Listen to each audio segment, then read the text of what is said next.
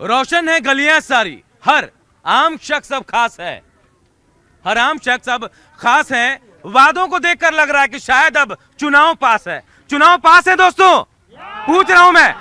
चलिए हम बोकारो पहुंचे हैं, बोकारो यानी स्टील सिटी, और आज यहाँ की जनता जवाब मांगेगी अपने प्रतिनिधियों के साथ। एक बार तारुफ करा दूंगा, देखिए जेवीएम के प्रत्याशी हैं, बीजेपी के उम्मीदवार के प्रतिनिधि हैं और खुद कांग्रेस की प्रत्याशी भी है। एक बार आप सबका स्वागत है और साथ ही जनता भी हमारे साथ सवाल पूछेगी और सवाल हम भी पूछेंगे।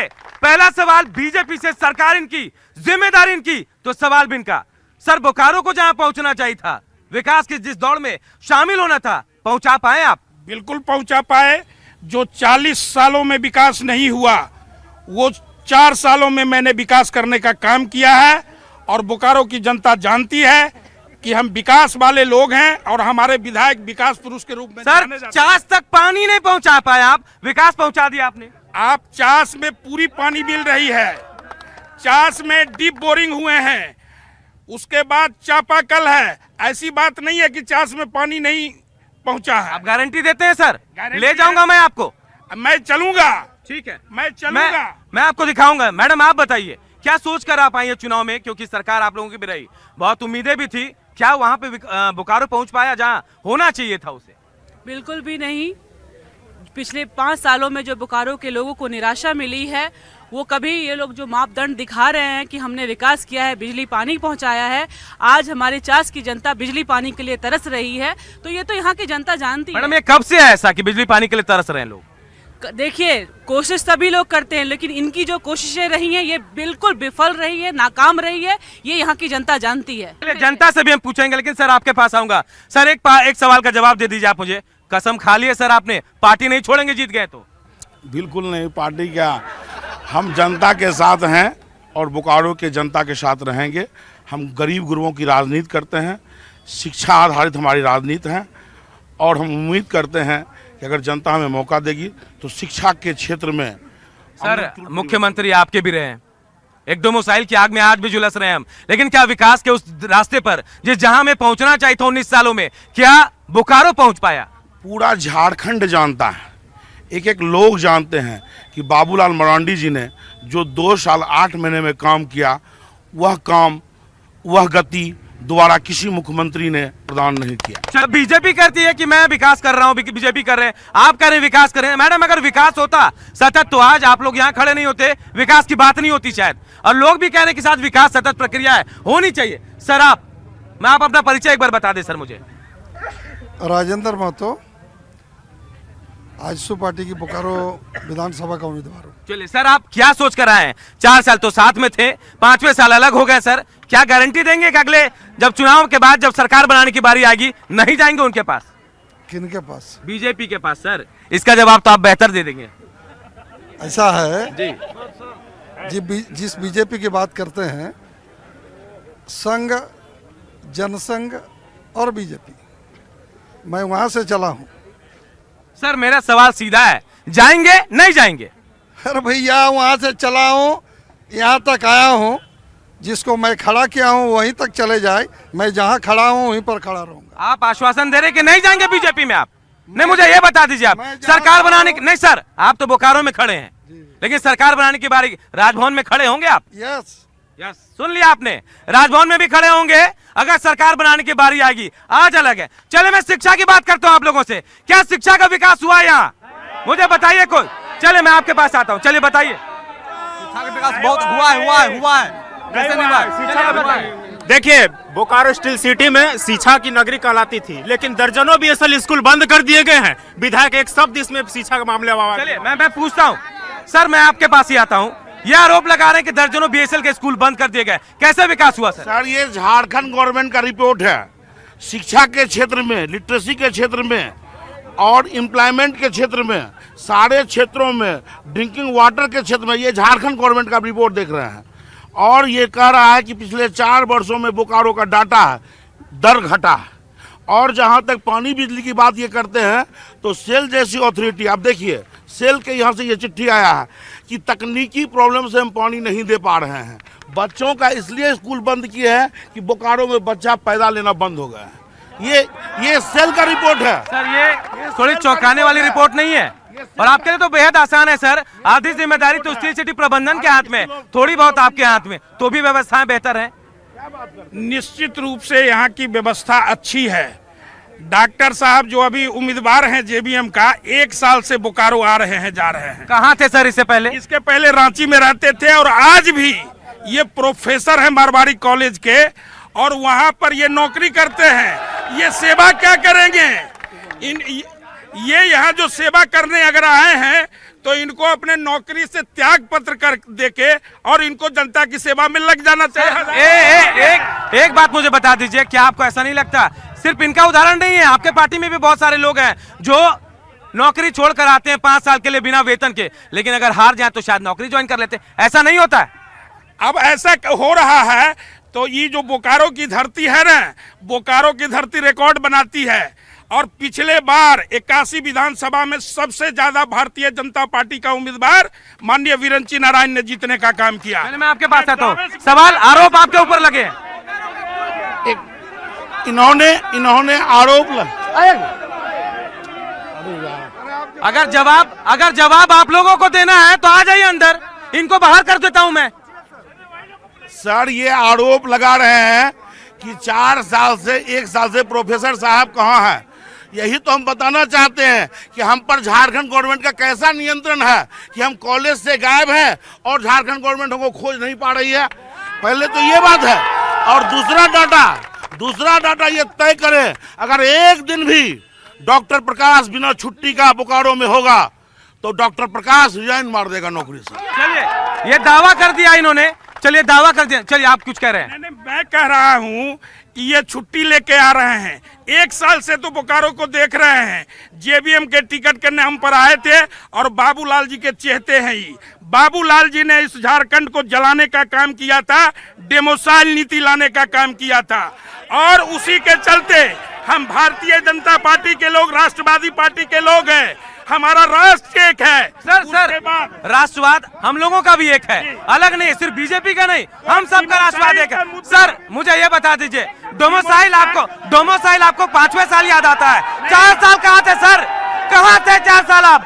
4 साल आपने डोमिसाइल का नाम नहीं लिया होगा, नहीं लिया होगा आपने। मैंने बाबूलाल जी को कहा कि बाबूलाल जी जो 2 साल 8 महीने की सरकार रहा, 2 साल 8 महीने की जो सरकार रहा, उसमें उन्होंने झारखंड को जलाने का काम किया।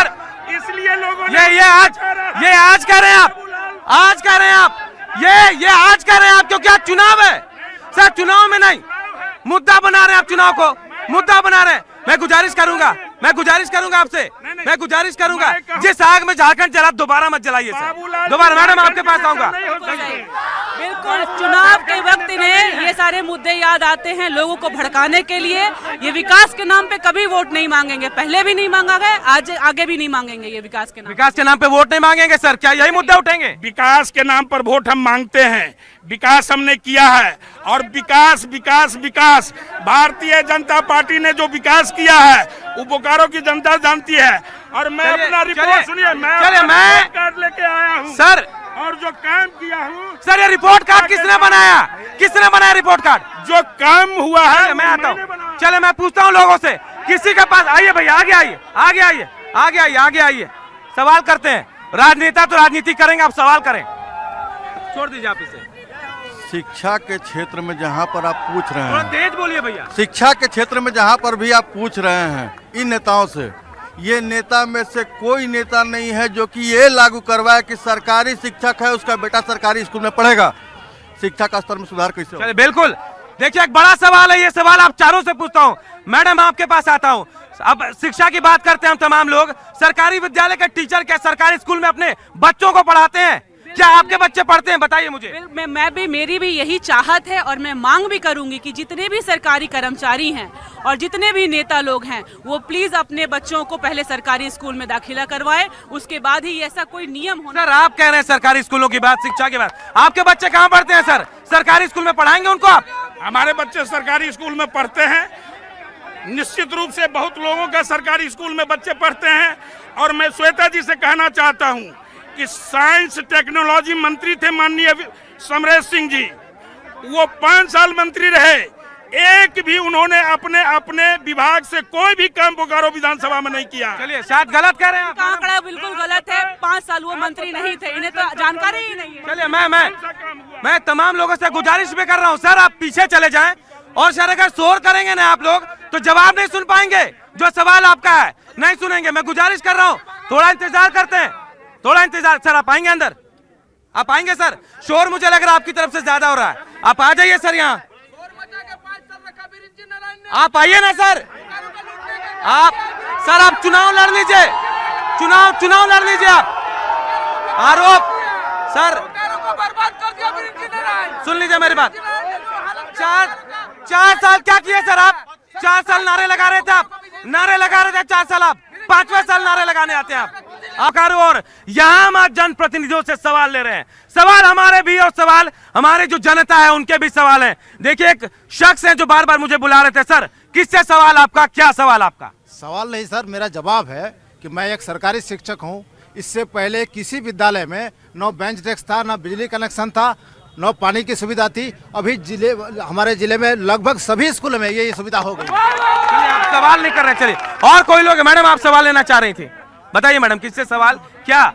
मुझे ये बताना मैं चाहती हूँ, मैं यहीं पे जन्म ली और मैं देखी हूँ इस त्रस्त बोकारो को कि किस तरह से लोग त्रस्त थे और आज हर सुविधा मिला है हर किसी को। आप पूछ सकते हैं यहाँ के मूल निवासियों से। मैंने तो कोई और लोग हैं इधर से सवाल लेना चाहे, चलिए आप बताइए सर। मेरा यही है यहाँ का सरकार से, यहाँ का विधायक से, विस्थापित क्षेत्र में क्या हुआ? कुछ भी नहीं हुआ। वो अंधकार की जिंदगी जी रहे हैं। ना बीपीएल कार्ड है, ना राशन कार्ड है, ना शौचालय है।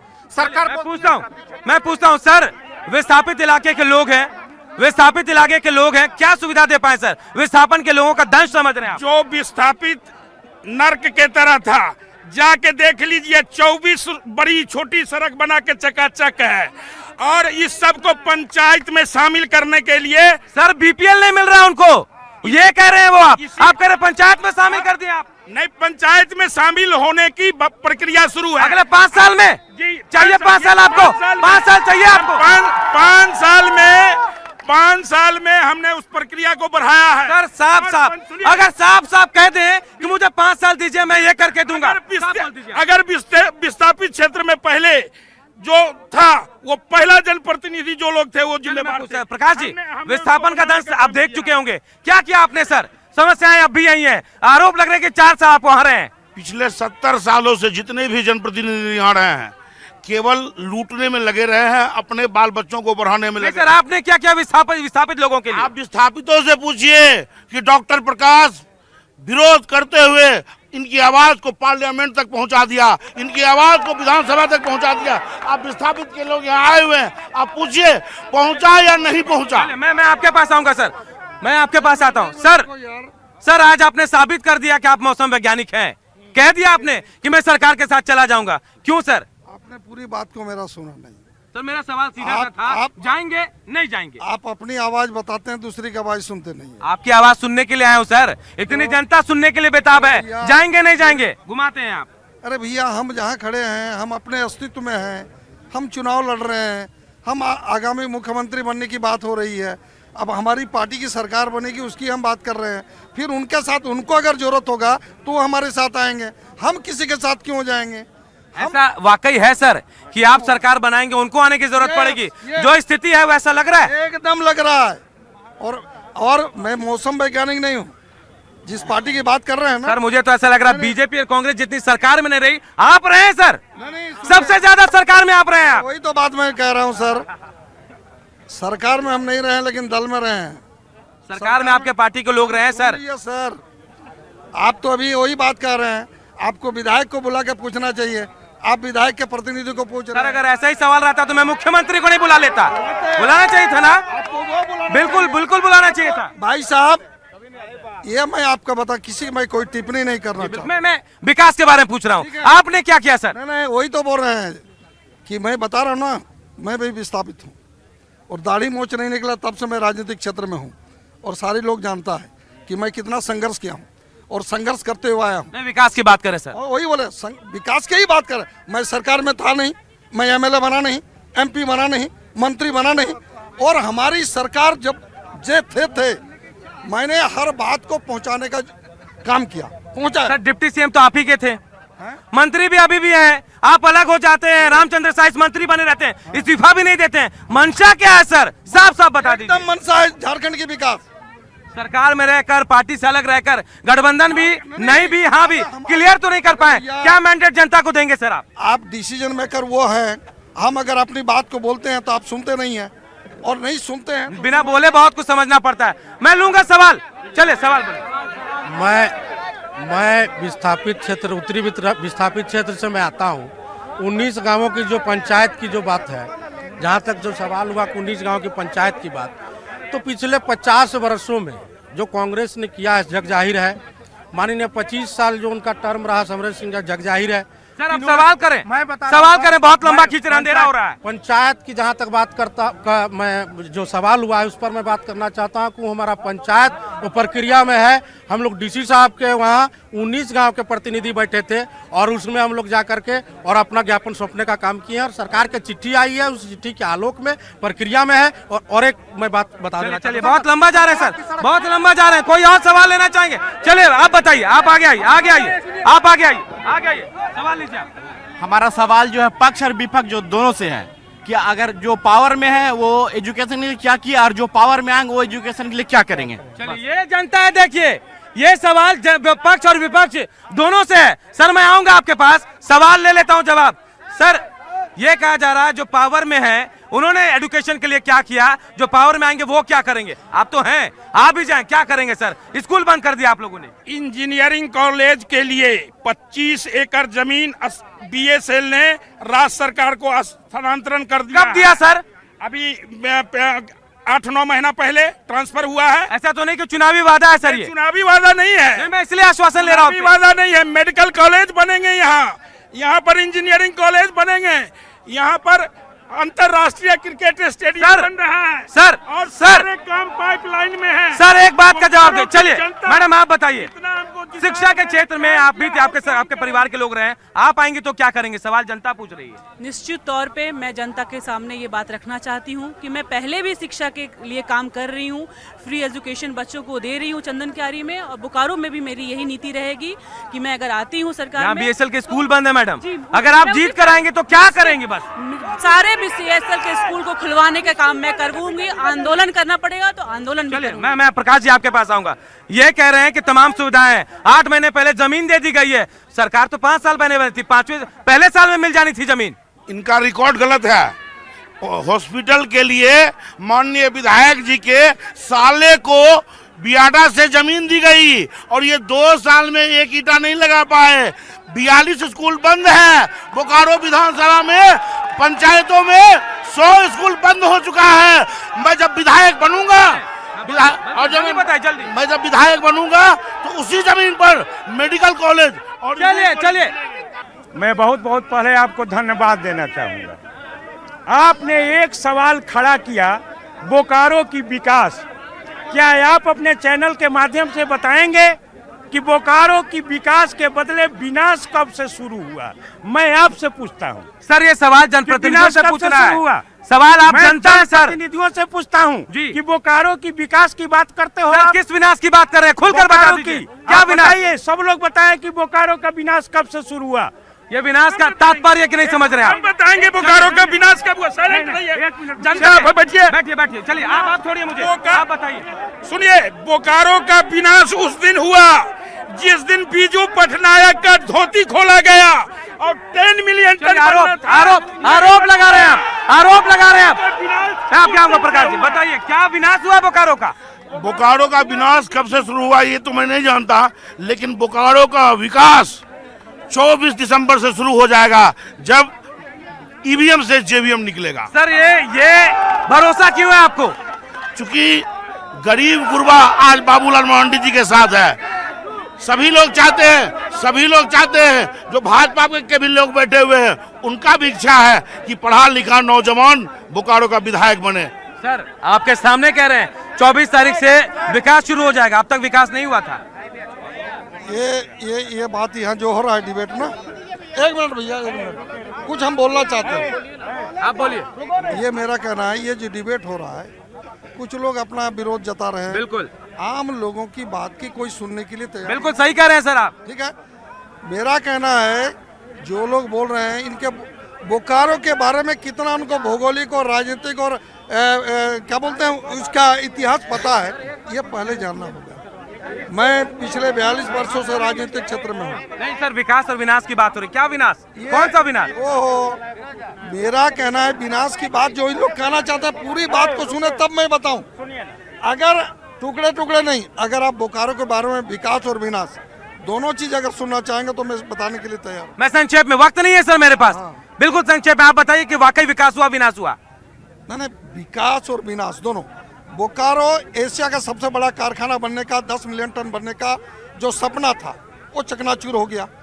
आप पूरा करवाएंगे सर? यस, कोशिश होनी चाहिए। एकदम कोशिश कर रहे हैं। चलिए, मैं आम लोग यहाँ पे आम लोग, मैं कार्यकर्ताओं की बात नहीं करूंगा, कार्यकर्ताओं की बात नहीं करूंगा। चलिए सर, आपके पास आता हूँ, आपके पास आता हूँ। सर आप बोलिए, आप सवाल बोलिए। सर देखिए, बोकारो में एक परिक्षेत्र है चिराचास, जिधर की आबादी लगभग 1 लाख के आसपास आज के समय में भी है। और उस परिक्षेत्र में, बोकारो में तो सब जगह लोगों को घर मकान सब कुछ बढ़िया से, चिराचास में नहीं मिला सर? सर इंफ्रास्ट्रक्चर यहाँ काफी डेवलप है, लेकिन आप चले जाइए वही पांडे पुल जस्ट पार करे चले जाइए, उस परिक्षेत्र में सड़क के लिए, हालांकि अभी विधायक जी के अनुशंसा पर सड़क का वहाँ पर कार्यक्रम अभी हो भी रहा है, लेकिन सर चिराचास की बात हो रही है, चिराचास की बात हो रही है, आप शायद समझ गए होंगे, पांडे पुल के पार की बात हो रही है। क्या वहाँ विकास नहीं पहुँचा सर? लोग ये कह रहे हैं कि शायद मुश्किल में। सर आराम से और धीरे से बता दीजिए। अभी चिराचास में चौड़ी सड़क का काम शुरू हो गया, एक घर में बिजली पहुंच गया। आप कह रहे हैं सड़क का वहाँ उद्घाटन हुआ, पूछिए जनता से। अगर आप कह रहे हैं, जनता तो कुछ और कह रही है। नहीं, या आपकी बात सच है या वो गलत बोल रहे हैं? जनता से पूछ लीजिए। जनता से सवाल लेकर आ रहा हूँ सर, मैं सवाल लेकर आ रहा हूँ। चिराचास में बोल तो दिया कि जो वर्षों से नहीं बना था सड़क, अभी उद्घाटन होकर के काम उसमें लगा हुआ है। चिराचास का काम चौड़ीकरण का हो रहा है। हो गया सर, मैं आता हूँ आपके पास। कह रहे हैं काम हो गया, वहाँ उद्घाटन हो गया। जी हाँ, काम उधर उद्घाटन हो गया है और काम तलगड़िया मोड़ के तरफ से चल भी रहा है। लेकिन एक चीज कहना चाहेंगे, जो कि आप बीच में चले गए। देखिए, बोकारो में यहाँ पर इसको बौद्धिक नगरी कही जाती है। यहाँ जितने स्कूल है सारे नेशनल लेवल पर यहाँ के बच्चे पढ़ते हैं, लेकिन यहाँ के स्कूल के एक भी बस, सिर्फ सड़क के कारण एक भी बस चिराचास परिक्षेत्र में। ये चलिए, सवाल बहुत है, सवाल मैं जवाब नहीं लूंगा आपसे क्योंकि वक्त नहीं है मेरे पास। लेकिन आरोप सीधा सीधा आपके ऊपर लगा कि चिराचार के पास जो जगह है वहाँ स्कूल की बसें नहीं जाती हैं सर। स्कूल की बसें नहीं जाती थी, सड़क नहीं था, सड़क का निर्माण हुआ और पांडे पुल मैंने बनाया, बिरंची नारायण ने बनाया और भाजपा ने बनाया। सर मैंने क्या ठेकेदारी आपने ले ली थी? नहीं, ठेकेदारी मैंने नहीं ली थी। तो सर ये मैंने कैसे हो गया? मेरे जनता ने जो हमको वोट दिया था, हम सतत प्रयास किए हैं। 9 को चलिए, आप सब के सवालों का जवाब जो है वो जनता देगी। जब वोट दिया जाएगा और वोट देने के बाद जब रिजल्ट सामने आएंगे तब पता चलेगा जनता ने किसको चुना है और किसके सवालों का जवाब दिया है। फिलहाल मुझे दीजिए इजाजत, नमस्कार।